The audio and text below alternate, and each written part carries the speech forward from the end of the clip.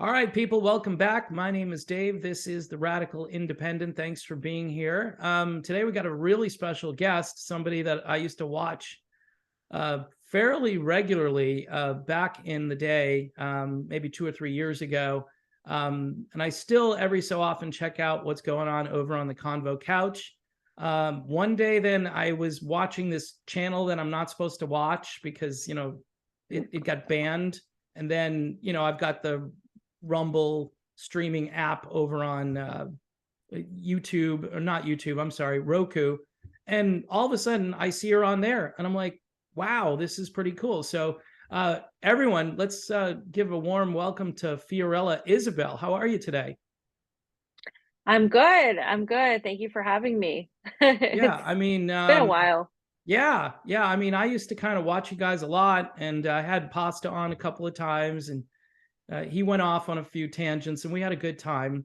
We don't agree on everything, and we're differently aligned, politically speaking, to some degree. But I always have this hope that someday the people on like the populist left will hang out with the populist right and get together and just steamroll everybody because it's I guess it's just a pipe dream. But if you can't get good information about topics, then it's really hard, to reach people with the truth. Yeah, no, I that's what they don't want. That's the danger. Is this you not even just left and right, just everybody. You Yeah. know, the political folks, the people who are homeless, politically speaking, and everybody in between. And that's what a lot of us have been trying to do. But we get really criticized from all ends for it. So yeah. So how let's get to the elephant in the room. So how did you go from the Convo Couch to you live in Moscow, is that correct? I do live in Moscow. Basically, I have for a long time, I have liked RT and their production and what they've been doing in their coverage, because I noticed they would have conservative voices, they'd have very far left, like communist socialist voices, and then they'd have everything in between. And I don't notice that in the Washington Post, really. I don't notice it in the New York Times or CNN or MSNBC. Everybody has the same political opinion. Even if it's supposed to be more conservative or liberal, it's still establishment. And they all end up peddling the same State Department narratives on literally everything. And so I really like that about RT. A lot of my friends worked at RT and they had great experiences. So it's for a long time, I was looking to really make a connection with RT, and then it just happened. And I'm the kind of person that when I say I'm going to do something, I do it. Yeah. So whenever, I wanted to move to California, I decided that I wanted to move to California and I made it happen and that sort of thing. So one day I was just like, yeah, I'm going to work for RT at some point. And then I made it happen. And it just ended up happening that, of course, it was the special military operation happening, or as the West sees it, this Russia's invasion of Ukraine. But that's what ended up happening. And a lot of people went the other way. A lot of people decided that they couldn't be working for RT because then they would be, it's a wartime and all this stuff. But for me, it was a very clear thing to do, to want to be here when this is happening, because this is where the information I'm not getting in the West. And I had a political opinion about this for a long time before it happened. We've talked about Burisma, we talked about the Maidan, Pasta and I, when we first started our show. When Pasta and I met, it was only a year into the Maidan coup we met in 2015, and the coup had been going on. So one of the conversations we had was about the Maidan, apart from Bernie Sanders. And we really started when we started our show in 2017. Then Pasa especially brought it up a lot because he also watched a lot of RT.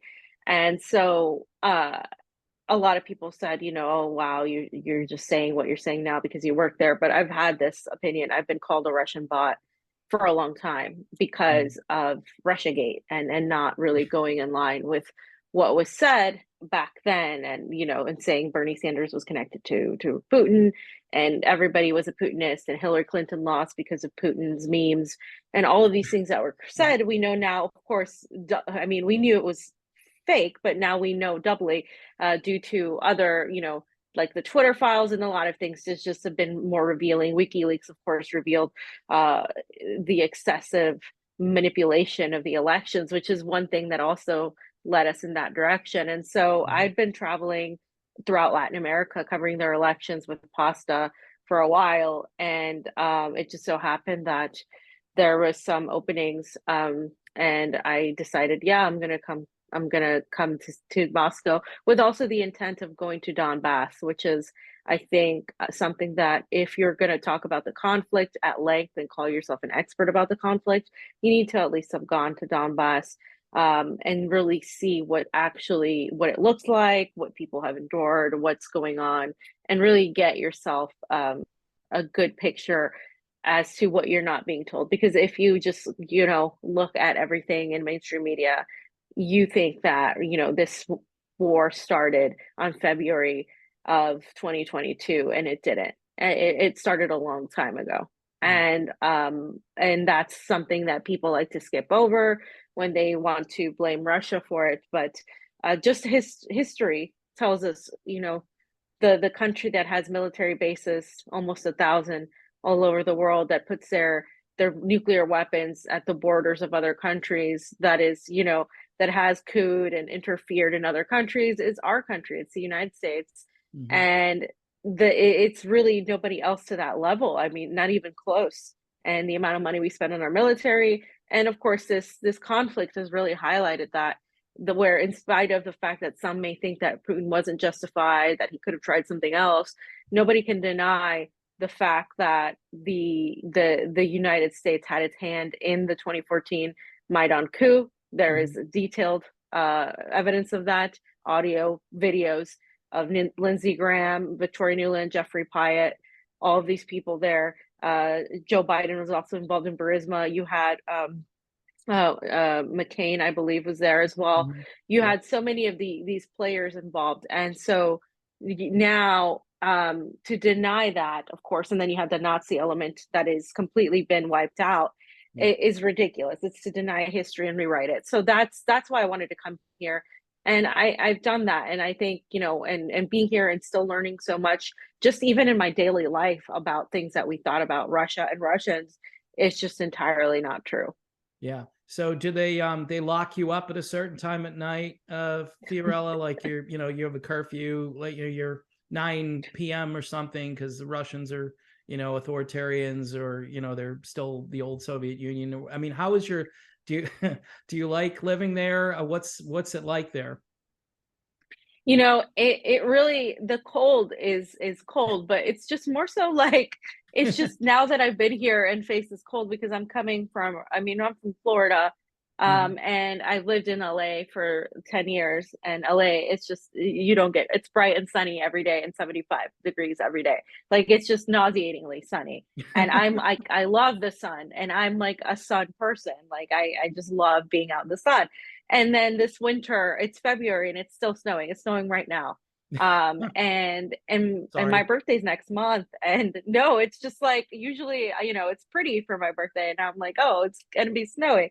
But other than that, it's like, it's beautiful. Like, Moscow is one of the most beautiful cities I've ever seen. It's one of the cleanest. And I knew it was gonna be different than what we were told, but I had no idea that it was going to be this different. Like, the transportation system here is absolutely phenomenal. Like, the subways look like museums. When you compare the New York subway to a Moscow a sub metro, it's just absolutely, like, it's ridiculous. It's night and day. It is so clean there. There's literally there's no tent cities here. There's no, like, none of that. It's just, you can walk in the street at 3 a.m. as a woman, and you're fine. Like, I've done it by myself. It's not like I go out of my way, but like, you can do that, and it's safe in Moscow, especially. I do think other cities aren't as cosmopolitan, because I've been traveling to now other cities outside I just got back from Nizhny Novgorod, which is like 4 hours east of Moscow, a little bit south and east of Moscow, and it's still like has, you know, transportation. It's got trams, it's got buses that arrive on time, it's got lots of taxis and a metro, but and a whole upper ground train system, which all of Russia has, which is insane. It's very nice, and they have plugs. It's like we you know, talking about trains and what's going on in the US and what's going on in Ohio Yeah. and these derailments, and I'm looking at like, how does a country like Russia, Mhm. that literally you go from, you know, the fall of the Soviet Union to now, you know, I have people, friends that are Russian and left and came back, and they're like, it's night and day to what it was. I mean, this is one of the reasons why Putin is so respected in Russia. Even if people don't always agree with him, like, you know, you have people who really miss the Soviet Union, which tend to be the older folks, and then you have the youth, and not everybody really agrees with Putin all the time, but he is extremely respected, Yeah. because of how he took Russia from where it was to where it is now. Mhm. And it's just totally a very cosmopolitan city. You have just beauty salons, you have restaurants, you have supermarkets with like so much natural food that doesn't have GMOs, that doesn't have a lot of these elements that poison us in the United States. And then, of course, the transportation system, as I mentioned, and the cleanliness of it all. You just don't see that in even the capital cities of the United States. You don't see that in New Yeah. York. You don't see that in DC and LA. Are you kidding me? I lived there for 10 years. And the last year I was there, I had the last 2 years I was there, I had my car broken into. I had my house broken into. And this Wow. is, I mean, I'm, you know that I'm like left, like, you know, that I'm not ever going to blame like workers and people, but Right. the system is itself collapsed. I mean, Yeah. and Yeah. that has it's just completely terrible government, neoliberal government Mhm. in California. It's one of the most corrupt, I think, if not the most corrupt in the United States. Yeah. The Democratic Party of California, I definitely can say that, and it's completely just so different from what I see in Moscow. So do I like living here? Absolutely. And its summers are beautiful. And I can't wait this summer, but it's just a very there's you know, there's a lot of journalists here. There's a lot of like expats that didn't like, you know, living in the UK or in the US, and they're all coming here, and it's Yeah. almost like what Paris was in the 20s, in the 1920s, to now 100 years later. Moscow's turning into that place where people are coming, and I've had friends visit and they're like, wow, I want to move here. What can I do to move here? Oh my God, like this is amazing. There's nothing like this. I'm like, I know. Yeah. Wow. Well, yeah. I mean, it's one of the reasons I wanted to have you on is now I have this connection, you know, in case things go south, which, you know, I look, it's I Yeah. wake up every day and yeah, the East Palestine thing has been driving me crazy. And the way Yeah. the government's responded to it and the lack of just awareness that look, you just sent a mushroom cloud up over people with toxic chemicals. And we had, I think, a governor candidate from Pennsylvania. I think it's Doug Mastriano. They just posted this video of him stirring up the water and seeing all of this chemical stuff go to the surface. And then he said, "Yeah, and you can smell it too when you do this." I'm like, "This is our government." I mean, they showed train. I don't know if you've seen the footage of trains going down this particular rail line, but the train is shifting left, right, left, right. These tracks are from the 1800s. And you talk about infrastructure. One thing that most people on the left and the right can agree on, like the sane, not the neoliberal, neoconservative types, is that we need some infrastructure. We've heard for years about infrastructure. Oh, we're going to put money to infrastructure. And instead, you know, we're sending money. I say it this way: we're sending money to Ukraine. You were sending billions of dollars to Ukraine, whether it's for weapons, whether it's for mercenaries, whatever it is, or most likely it's going to end up in, you know, certain other people's pockets, corrupt people. And they don't even talk about the corruption in Ukraine. Mhm. You could probably speak to some of that, but I'm shocked at the priorities of our country. I live in Southwest Florida. We had a Category 5 hurricane just destroy the beaches. And I Mm-hmm. know there are a lot of people, you'll say, well, you shouldn't have built your house there, yada, yada, yada. Okay, but you had trailer parks too. You had people up a little further north who are still waiting. They don't have electricity in some of these places because they can't, because the infrastructure is so devastated that I mean, it's going to take a couple of years to get it resolved. And yet I don't hear anything from anybody about that. I hear, both Republicans and Democrats, people who I thought would at least question it and say, maybe we should kind of, hit the brakes a little bit on just a blank check. And so I wake up this morning and Biden is over in the Ukraine hugging Mm-hmm. Zelensky or greeting him. Is just a gross Mm-hmm. looking picture, by the way. And I'm thinking to myself, wow, we really we're not the country that I thought we were when I was a kid. We're not even close to that. And like you say, people here in the West, they have no clue. The Donbass region, what's that? What's the Donbass? Who's over there? Well, they got shelled for 8 years, like 14,000. You can correct me if I'm wrong about these numbers. 14,000 civilians, Mm-hmm. people minding their own business, just trying to, and these are mostly, lower income, working class type people Mm-hmm. in that region. And because they're more ethnically Russian and they don't align with Kiev and all that. And this started, you're right, this started back with McCain and Lindsey Graham and all them, basically installing another puppet dictator, and we Mm-hmm. do this all over the world, and we try to do it, Mm-hmm. like we tried to do it in Venezuela. We just continue to do this stuff. And for all my conservative right-leaning friends, we can't just do 1995 foreign policy anymore. It wasn't even a thing then. But see, we've just lost perspective, and we don't understand the world and how it works. We only understand our little bubble here in the United States. Well, that doesn't really affect me. There's a war going on somewhere else. Why is, a head of lettuce $3 then? What if it doesn't affect you? Why is this happening? So anyway, what are your thoughts on all of that stuff I just unloaded? Yeah, I mean, it's really Americans should be out in mass Yeah, protesting, and I was very happy with some of my colleagues who went to the Rage Against the War Machine rally this past weekend, and there were multiple ones. There was one in Seattle, one in Los Angeles. There's several other. I think in Maine, people did their thing as well.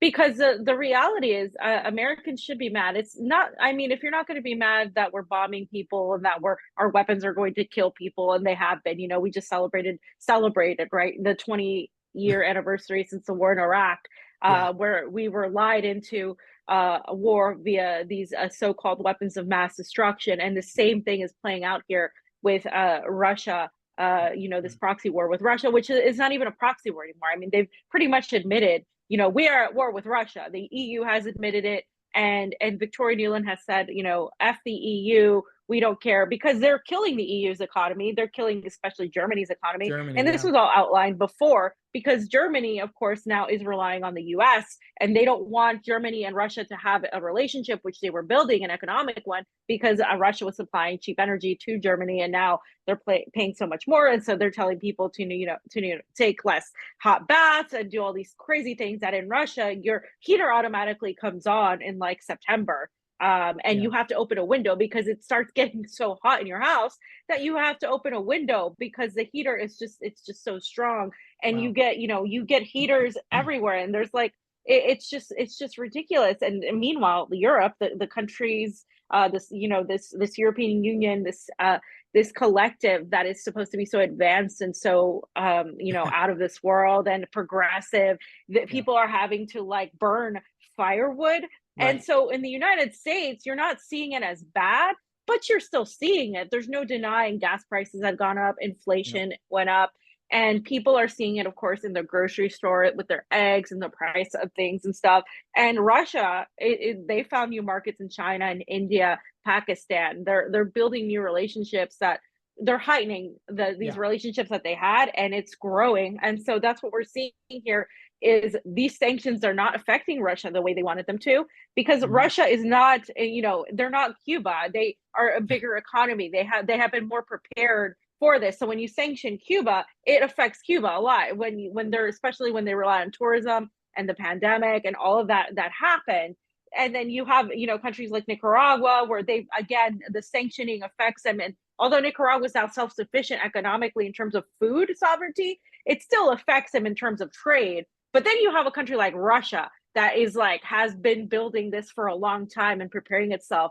And they just can't do it because Russia has these things like energy, it has gas, it has other elements. And so Russia is not going down the way they wanted to. And in fact, what's going on is it's inspiring other people to be like, hey, wow, there is another way. It's kind of like when somebody gets up and it throws the first stone, and it's like, yeah, actually, I agree with this person, and then everybody else starts getting up. That's kind of what's happening at a geopolitical moment right now, is that, we saw Russia, and then of course behind Russia there's China, because this is also about China. And a lot of this is where a lot of the people that were like, no, we're not sending money to Ukraine, we saw that they were okay with literally going to bomb Beijing over a weather balloon. And so what we're seeing here is this moment where all these countries that have been vilified or affected by the United States in some way, and the West in general, are kind of aligning together. And they're like, hey, we can have a more equitable relationship with each other instead of a relationship where we just get told what to do and who to talk to. We're seeing that in Africa. We're seeing that these people in these countries in Africa pretty much say, hey, we want, the West out. We're gonna make alliances with China and Russia. But it's not even like they don't want to work with the West, because a lot of these countries say, oh, we want to work with the United States, we want to work with Europe, we just want to work with everybody. We don't want to get told who we can or cannot talk to. And that's just the thing. It's like, we have a situation, when you mentioned East Palestine, Ohio, where our country is falling apart. And other countries are building. Perhaps other countries like Russia came from like, a situation where it wasn't so good. And then they have managed to come up in spite of everything that's been thrown at them. And we're seeing this happen, of course, we've seen it in China as well, but we're seeing it throughout the world. But our country is going backwards. Yeah. And that's what you're seeing. It's like a country that's supposed to be the wealthiest country, the country with the most money. We have all these things, but it's just not working, in spite of us being able to order, Uber Eats, in spite of us being able to go and watch Netflix and have cars. We're all stuck in traffic on bad roads. The trains are derailing. We have literally chemicals and pollution killing people. And they talk about green, right? The green economy and all of this bullshit. And Joe Biden refuses to do anything or even declare a state of emergency in what's going on in Ohio. They're trying to ignore it purposely. And then all the environmentalists that are so keen on this green revolution and all this bullshit are literally ignoring it too, or they're barely sharing it, or they're talking about like, oh, well, this sucks, this is why we need to go green, but they're not really giving solutions to the people of Ohio. And then you have the idiots who are like, oh yeah, they deserve this for voting for Republicans or something. What does this have to do with anything? Yeah, it's like, what? Wait a minute, these people don't deserve that. What are you talking about? And this is affecting now multiple states. It's affecting the water. There's dead animals. I'm shouting out to independent journalists there right now who went. Adi Ads just got out of there. He's an independent journalist, and Jeremy Lafredo as well was there. And there's several others that have gone there. It's really dangerous to go there because these are toxic substances. And so why then aren't Americans out in the streets really saying, why are you giving money to Ukraine? Why are you taking photo op moments with Zelensky and not going to help the people in your country? Right? What happened to America first? What happened? And any sort of thing, oh, we're going to build our crumbling infrastructure. That goes to Bernie Sanders too. Yeah. There's the crumbling infrastructure has been crumbling and it's not being built. Yeah. Yeah. Well, I mean, all of them. I mean, Trump did a photo op. I think he went up there, which at least politically looks a little bit less tone deaf than what Biden decided to. Biden goes to Ukraine. I'm just like, you got to be kidding me. So score one for Trump for politics, right? At least he knows where the problem is. I'm still waiting for the swamp to get drained. I'm still waiting because he was a big, we're going to build infrastructure. And again, you would think you would get, where you get major agreement is war. You get 100%. Like sure, we need to fund. You get like two dissenters. You get like a Thomas Massey or a you know, you get Matt Gaetz, but even these guys, they're better, but that's a drop in the bucket. And every time they pass a bill or they submit one, it's like, yeah, 90% of the Republicans voted for it and 100% of the Democrats voted for it.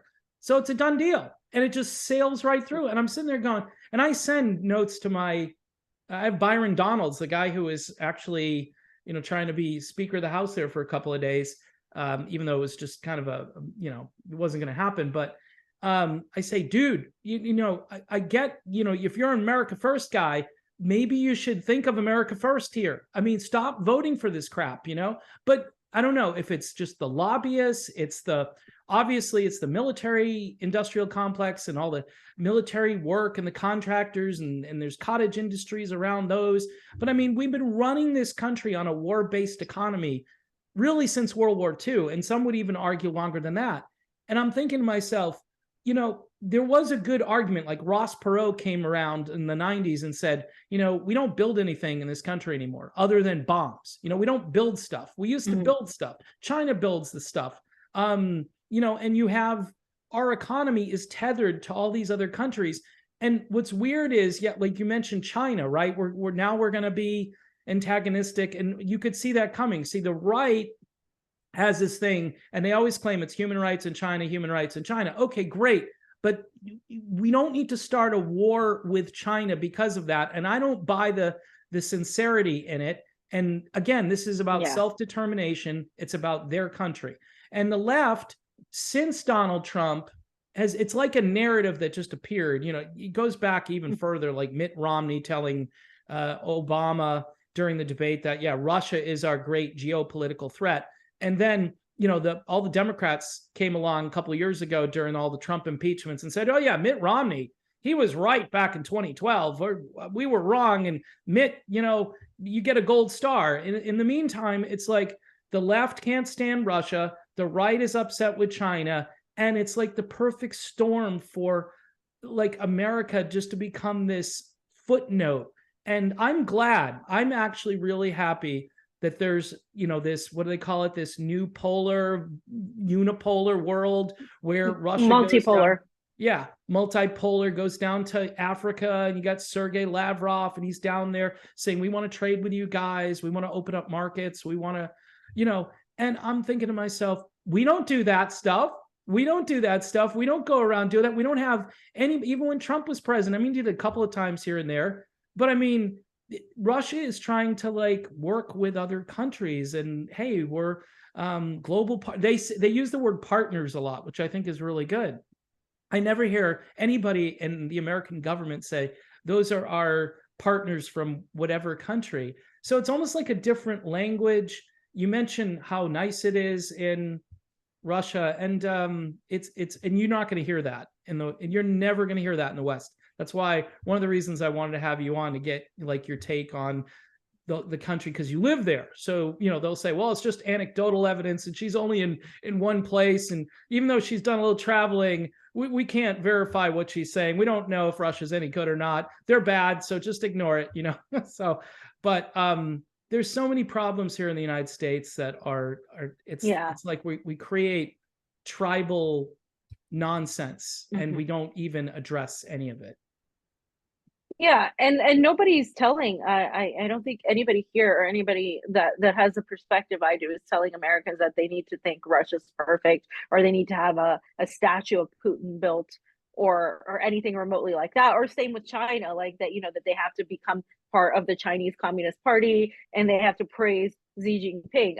Nobody is literally saying that, or that they can't have their criticisms of China. But why don't we look literally in the mirror first? Like, these countries, you're not a Chinese citizen, you're not a Russian citizen. This is my point in the whole thing. Like, when people were protesting or were really annoyed that some speakers at the Rage Against the War Machine rally were approved of Putin's interference, or approved of what Russia was doing and really supported Russia. It's like, and it's like, okay, fine, you don't have to agree, but what they're like, they're not anti-war, but no, they're protesting their country's role in this. Yeah. That's what you can do as an American. You can be angry at Russia all you want, but Russia's not your country. Russia isn't the one giving money to Ukraine. Russia, like these countries over there that you've been literally like made to hate since birth, Yeah. via propaganda, via everything, right? We're supposed to hate Russia and China. We don't know why. We're just supposed to hate them. Right. And these countries, they're not the ones not taking care of their citizens. That's your government. That's the State Department. That's your president. I mean, your president is just pretty much just like a figurehead at this point. We know who's running the show here, Yeah. but it's like, but why aren't you mad at your own government more than you are at this just virtue signaling thing of, well, Russia's just as bad? Well, let's pretend for a second that they are that just as bad. But what can you do about your country? And it's always this innate, just like knee jerk reaction that people in the West have, where they have to find an outside culprit. Like if it's not Russia, it's China. If it's not them, it's aliens. I mean, it's somebody else's fault. It's just never our fault, and that's the problem. And then at that point, then I think there is some faith in the argument of being to blame for a minute then as Americans, because if you're just going to continue being, completely distracted, and I understand people are overworked, I understand people are underpaid, people are getting poisoned. I mean, there's so many things happening right now in the United States. It's one of the reasons too. I wasn't going to live in the United States much longer. I was going to move somewhere else. Preferably a non-NATO country, essentially, because of a lot of things that were happening in the United States, including the way, of course, things were happening with the vaccine mandates, and the way people were just so divided, wanting to, put people in like prison for, or just like literally ratting out on their family members because they were at the Trump January 6th rally. Just like the left turned into FBI supporting agents, and then the right is like, they're just, it's like this war going on between these factions, but it's just based on a bunch of like cultural war stuff. And like the reality is the American people as a whole are getting really screwed. Yeah. And they're the only ones that can stop this war machine, because it's not like the only way other countries can stop the US war machine is perhaps attacking it economically, like sort of what could potentially be done with this conflict, or literally with weapons. But the American people are the ones that, as an American, when you learn about the American Revolution and the Declaration of Independence and the Constitution, it is written all there that if you're not happy with your government, you have the right to really do something about it. Okay. And that's not being done right now. People are still sort of like finally waking up to, hey, maybe we were lied about COVID. Hey, maybe we were lied to about what's going on in our politics. Hey, maybe we were being lied to about this conflict, like we were lied to years ago. Oh, yes. Oh, Biden blew up, the US government helped blow up the Nord Stream pipelines. Really? Yes. Like, okay, so if they've lied to you about weapons of mass destruction 20 years ago, why would you think that they're telling the truth now? And so the problem is we have a new generation that was born after the 9/11, right? And and when all of this was happening, they were just either babies or they weren't born yet. And so you have a generation that doesn't know that, and that is being targeted right now through social media. And this is one of the things that Russia is really fighting here. This is why people are like, oh, Russia's authoritarian. No, you need to understand that a lot of the countries are fighting US State Department propaganda, and they're getting banned because, for example, RT is banned everywhere pretty much. And so everywhere in the West.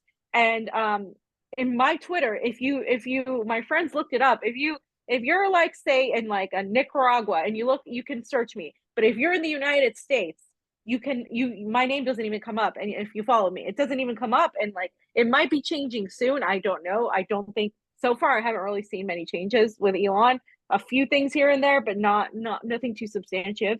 But it's like weird because I'm like banned in my own country, and of course I got the label Russia state affiliated media and that whole thing. So it's like, okay, so the West, it always talks about the authoritarianism in Russia, but or the authoritarianism in all these countries that are, more left leaning, like Cuba, Nicaragua, and stuff. But it's like, but these countries are like fighting your propaganda too. So what, like, I don't understand, like they're not allowed, their narrative isn't allowed in the US, but when they fight back, it's like, oh yes, these are authoritarian countries. But it's like, even if they were authoritarian countries, even if you could make that argument, what are you doing? You're imposing your propaganda and you're trying to overthrow governments. So of course, if I'm the leader of a country, I'm going to be like, okay, well, listen, we got to do something about this. So that's kind of what's happening in Russia. And it's like, I don't think Russia's perfect by any means. I still think they have a lot of bureaucracy left from, like, it's almost like the bureaucratic elements of Russia operate still in the Soviet era. Like, there's a lot of paperwork. Nothing is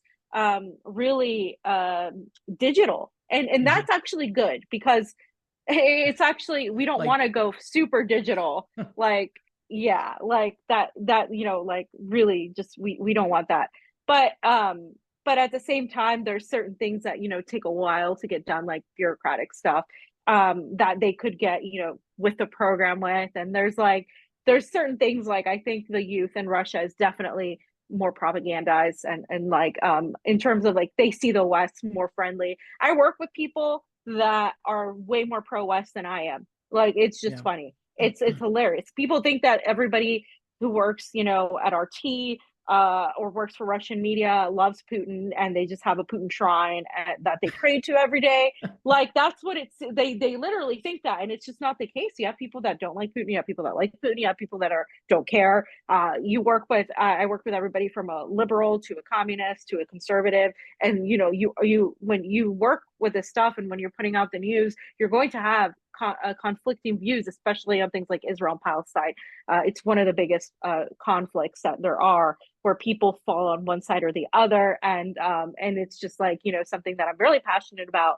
And for me, it's like, that's been difficult in terms of having to navigate those waters as a journalist, trying to show both sides, so to speak, because I don't really think there are both sides. I think it's very clear, but just like having to look at that. So when people say, well, they're just so pro Russia, it's like, well, what do you want them to hate on their country? Like, I don't understand. And how about we label CNN, MSNBC, Washington Post, State Department affiliated media, because that's what they are. Yeah. And then I'll be happy being labeled Russian state affiliated media, but that's just not the case. Same with the BBC and such. So yeah, I mean, I think there's like a lot of hypocrisy being exported by the West, and I think the American people really should be far more angry than they are. And I don't know, you can tell me, why are people not angry still? Why is everything that's happening in East Palestine not really, while he's taking selfies with Zelensky, Biden, like, I don't understand how that doesn't infuriate people.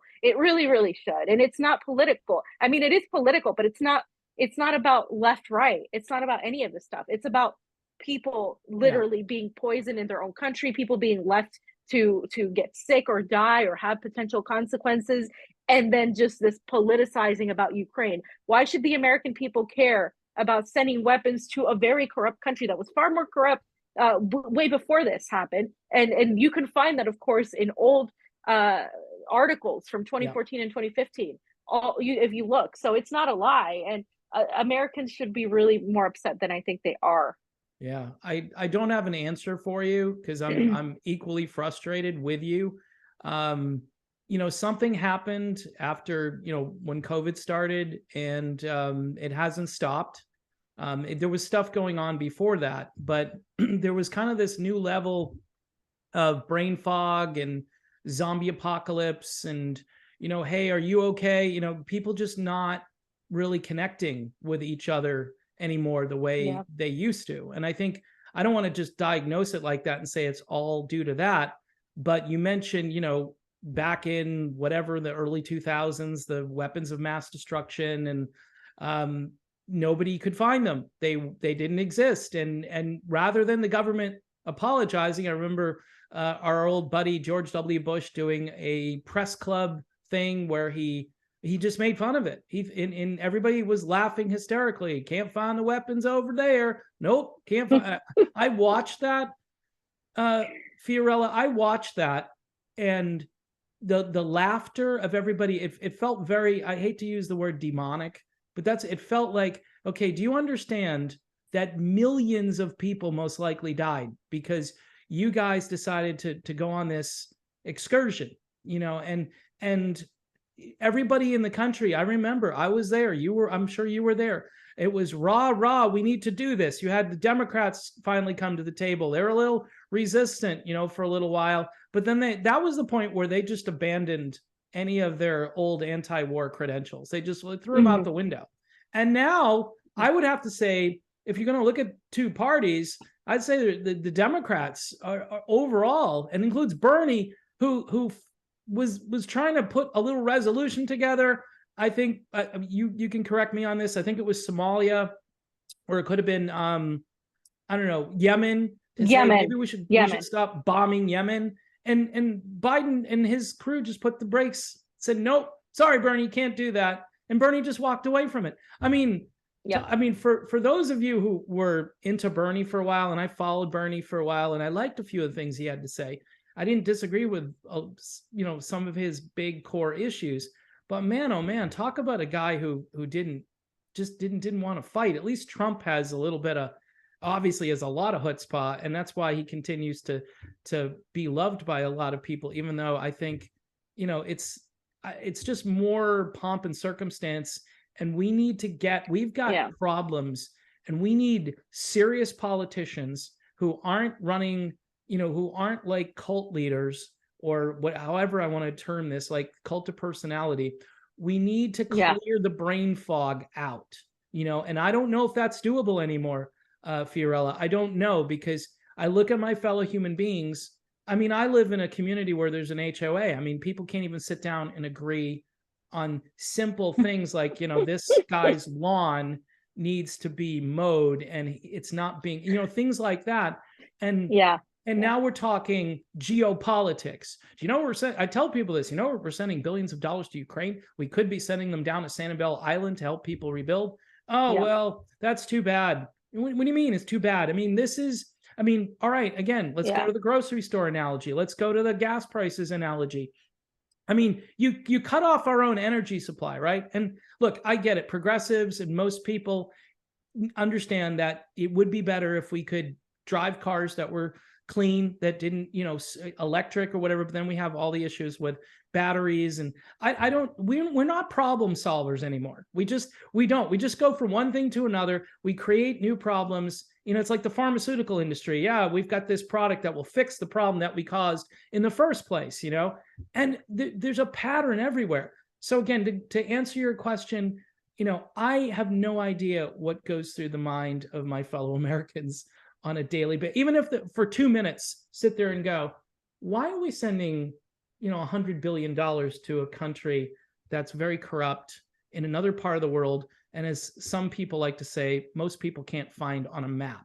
I have a map behind me, so I have that luxury. But there are people that go find Ukraine. I don't know. It's in Europe, isn't it? Somewhere in the middle. I'm like, yep, it sure is. But where is it? And it's important because most people, they know where Mexico is, they know where Canada is, they know where some of the basic things. Most people, I think, are very disconnected from global politics, and they care about kitchen table issues. And what hasn't been done effectively is framing these issues. I remember when Tulsi Gabbard campaigned, and she said that foreign policy is domestic policy. And I watched a lot of people in her crowd kind of glaze over, like, I don't get it. What do you mean? And she would explain it. She was very articulate. She did a fantastic job.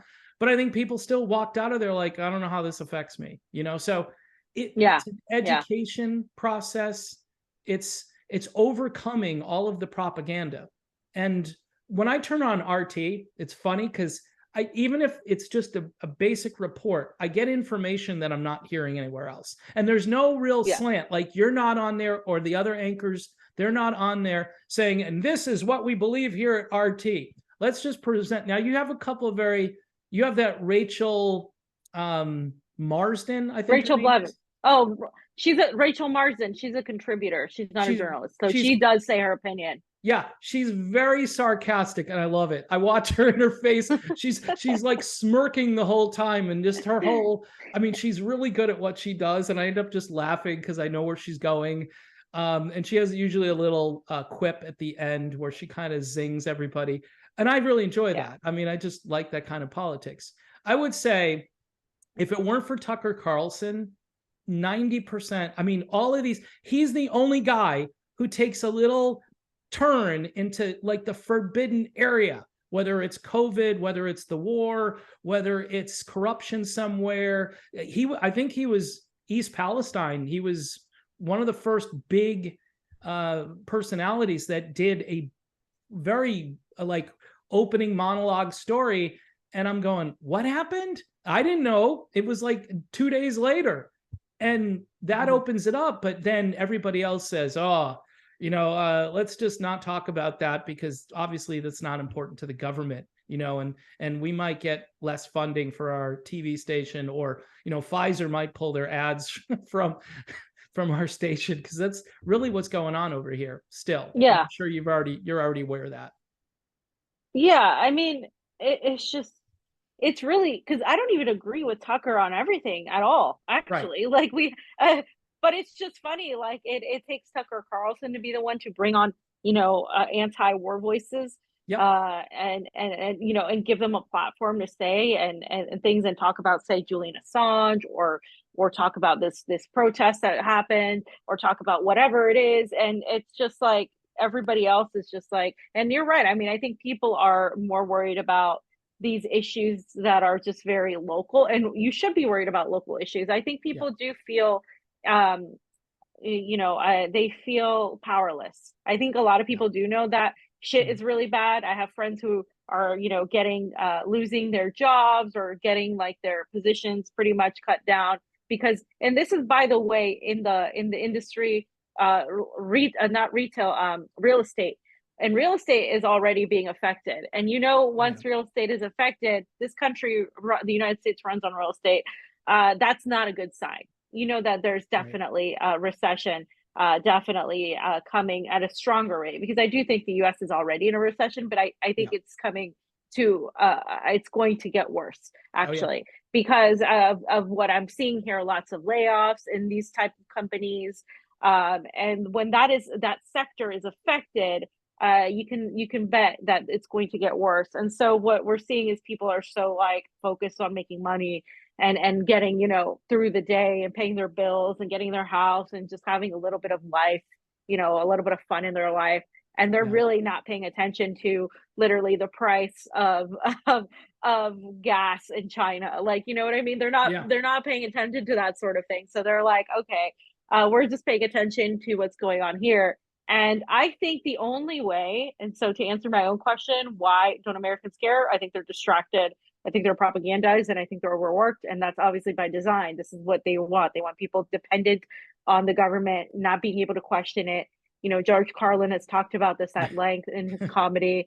We all know this. And like, the thing is, it's coming to a tipping point, though, I think, where the only way Americans will be paying attention to this sort of thing, foreign policy wise, I think, is if it literally affects their pockets directly, or they see the war come home in those terms of like either bombing, or either complete crumbling of the entire system. Because otherwise, if they can still continue their cycle of working, getting home, getting some drinks, going to, getting Netflix, doing that, working, blah, blah, blah. As long as people can continue their cycle, it's fine. But once people lose their jobs, once people start, can't function the normal way they used to function, once, you start having the whole system crumble at a greater level, like the whole like foundation fall apart, that's when I think you're going to get Americans being like, okay, wait a minute, what's going on now? And I think Europeans see it more because they have endured more. It's an older society. They've been, attacked during World War II. We never really were. I mean, the closest we came to was Pearl Harbor, but like everything else, like we haven't really been attacked like that.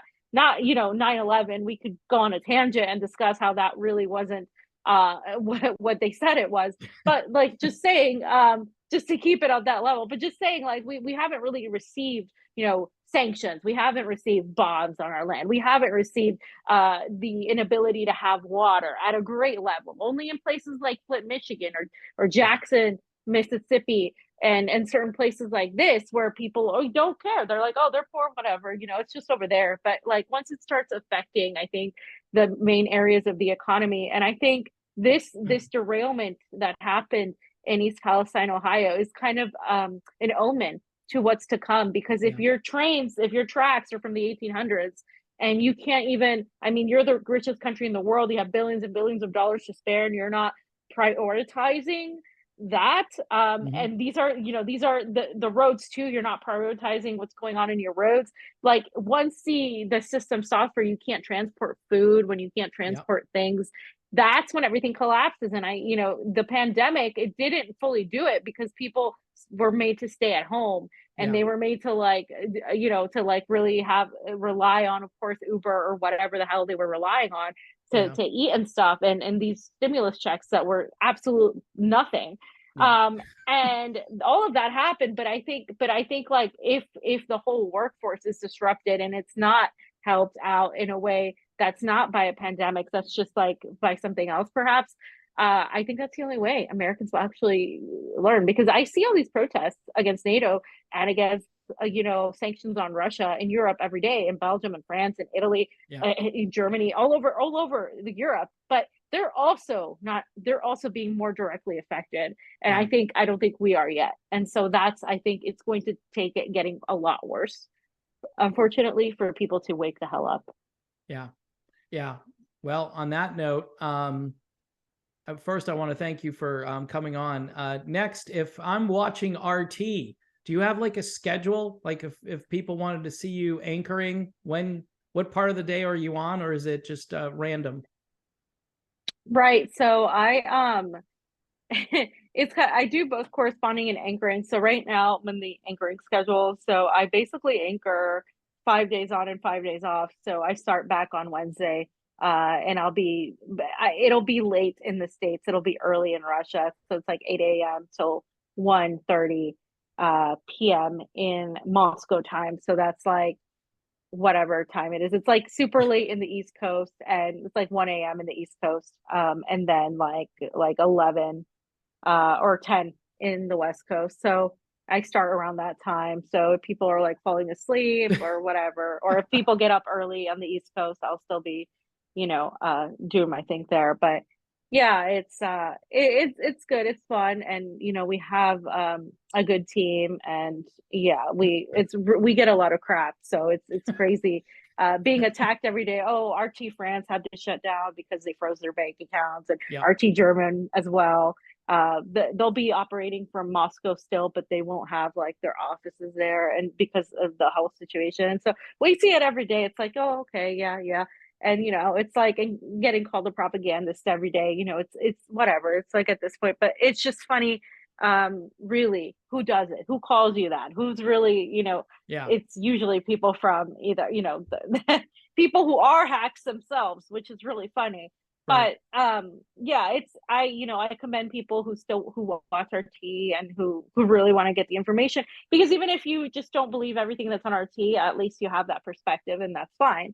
And you can have that perspective. But the fact that they're censoring RT should really make people question, why don't they want me to see this? Yeah. Has the government ever done anything for you out of the goodness of its heart? Really? Come on, like really. So think about that for a Yeah. second. Yeah. Yeah. Well, that's all true. 100% true. Great speaking with you. Best of luck over there in the former Soviet Union, now the Russian Federation. And you know, it's just we'll wait and see what happens. I'm hoping that cooler heads will prevail, and Yeah. maybe somebody will negotiate something with Ukraine, because that could have happened last year, but everybody just ignored that opportunity. Yeah, 100%. It could have happened. This could have been avoided, and now we're treading on very, very dangerous waters here. So I agree with you. I hope that cooler heads will prevail, and mostly those heads are coming from, you know, the United States and the State Department. And I'm hoping that they don't continue pushing this, because nobody's going to win in nuclear war. So Yeah. Good yeah, point. All right, Fiorella, Isabel, thank you so much, and look forward to watching you on RT, and stay warm. thank you.